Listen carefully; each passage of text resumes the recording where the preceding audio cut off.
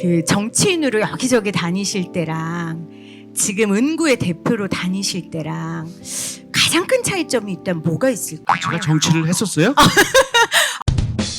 요즘 저는 이 은구를 하면서 한 사람 한 사람의 영혼에 집중할 수 있거든요.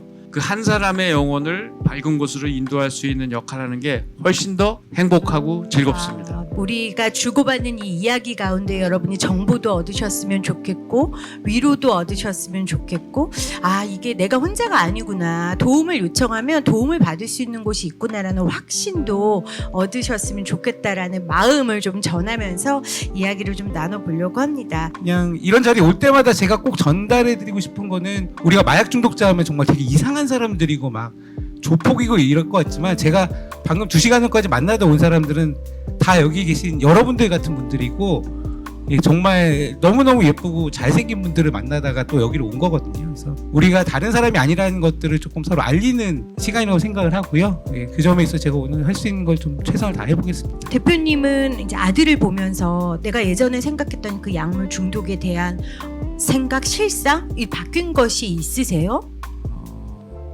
죽습니다, 요새. 죽는 이유가 여러 가지가 있는데, 워낙 이게 약물이 세다 보니까 그 약물 쇼크로 죽기도 하고요.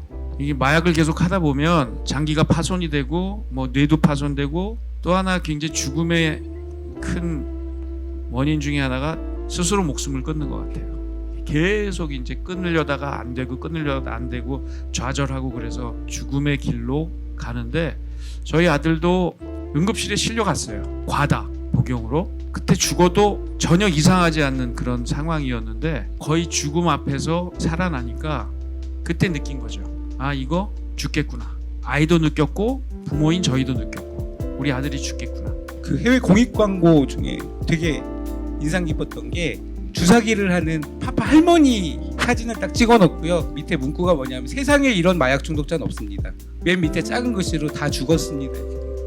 그만큼 마약 중독에 있어서의 자살은 굉장히 흔한 문제고, 우리가 그냥 마약이라는 문제를 그냥 지가 좋아서 하는 쾌락적인 이거를 넘어서 전반적인 자살률을 끌어올리고 있는데도 굉장히 큰 기여를 하고 있는 게 중독 분야이기 때문에, 연관을 지어서 나름대로의 대책들이 마련될 필요는 좀 있는 거죠. 범키님하고 좀 이야기를 나눠보고 싶은데, 아마 지금도 소년원이나 이런 데 가서 아이들 직접 만나고 네.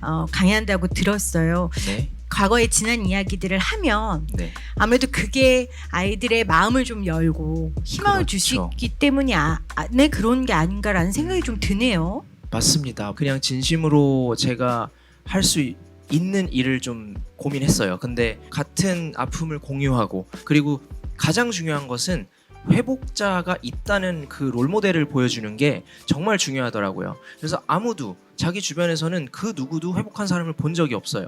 근데 감옥에서 25년 정도를 마약으로만 복역하신 분인데, 제가 나타나서 제가 무슨 뭐 약물을 했는지 모르죠. 근데 회복자입니다 이렇게 얘기했더니 엄청 위로를 받으시고, 단약을 하는 게 가능합니까? 이렇게 물어보시는 거예요.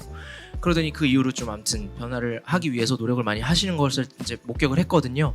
제가 정말 쓰레기통에 불필요하다고 생각해서 그냥 버렸던 그 과거가, 누군가에게 제가 그걸 꺼내서 사용을 했을 때 좋은 도구로 사용될 수 있다면 뭐 사용하지 않을 이유가 사실 없다고 생각합니다. 예. 와, 박수 한번 보내주세요. 그래서 저희 아들도 지금 이 범키 형처럼 자기 자신의 이야기를 열고, 내가 마약 중독자였지만 이렇게 어려운 마약 중독을 이렇게 해서 끊었어요 네. 라고 이야기하면, 마약에서 벗어나고 싶은 사람들이 얼마나 큰 용기를 갖겠니? 또 그랬더니 자기도 나서서 이런 자기의 스토리를 공개를 하고, 큰 학교 감옥에 있으면서 우리 원장님 같은 선생님을 만나가지고 2년 동안 치료를 받았어요. 굉장히 본인이 회복이 많이 되고 했는데, 자기도 그걸 다른 사람한테 해주고 싶대요. 제가 제주도 순오름 내려가가지고요, 아드님 뵀어요. 그 아드님하고 이렇게 대화를 나누는데 진지해지고 신중해지고, 오, 정말 많이 변했구나라는 거가 되게 전해져 와서, 저한테는 되게 또 좋은 친구를 만났다 이런 생각이 들었거든요. 그래서 제가 본인이 회복을 해야겠다라는 그 목표와 그 가치를 버리지만 않으면 언젠가 회복의 순간은 반드시 찾아오더라고요. 근데 중요한 조건이 있습니다. 그들이 고립되어 있어서는 안 돼요.